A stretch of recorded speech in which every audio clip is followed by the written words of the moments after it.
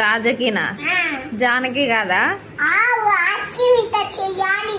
Wow, ice cream బాగా చేసినావులే. కానీ కాదు, స్కూల్లో ఏమేమి చెప్పించింది మీ మేడము? గలీజ్ అదే చేయకూడదు. ఏమేమి చెప్పించింది?